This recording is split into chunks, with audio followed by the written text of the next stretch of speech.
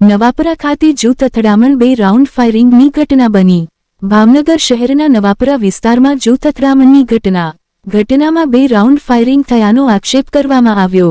બનાવને પગલે વિસ્તારમાં તંગદિલીનો માહોલ. માહિતી મુજબ નવાપરાના ગ્રીન કોમ્પ્લેક્સ વિસ્તારમાં રહેતા જાહિદ ફારૂકભાઈ લોંડિયાના જણાવ્યા પ્રમાણે 8-10 દિવસ પહેલા કેટલાક શખ્સોએ તેમને અને તેમના સાથીઓ પર હુમલો કર્યો હતો.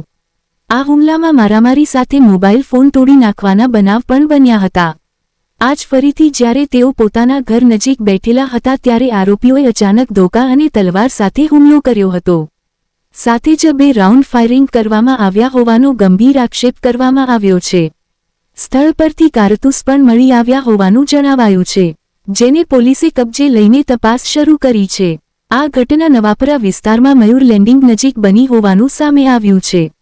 બનાવની જાણ થતાં પોલીસ તાત્કાલિક ઘટનાસ્થળે પહોંચી તપાસ હાથ ધરી. હાલ સમગ્ર મામલે પોલીસ દ્વારા સઘન તપાસ ચાલી રહી છે.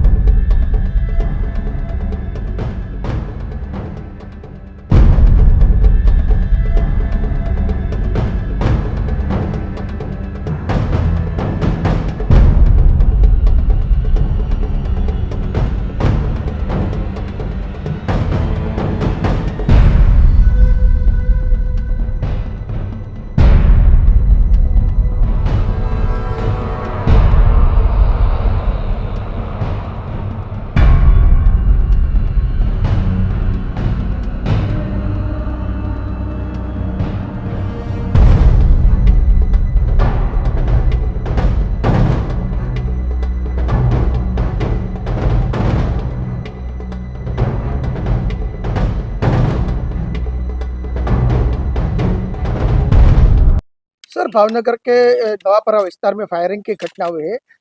पूरा समग्र मामला क्या बना है? नीलमबाग पुलिस स्टेशन का जो नवापरा विस्तार है वहाँ फायरिंग की वारदात हुई है, जिसमें जो जाहिद भाई और उनके जो दोस्त है लतीफ, नदीम और आमिर आज पहली सुबह को जो है वहाँ बैठे हुए थे।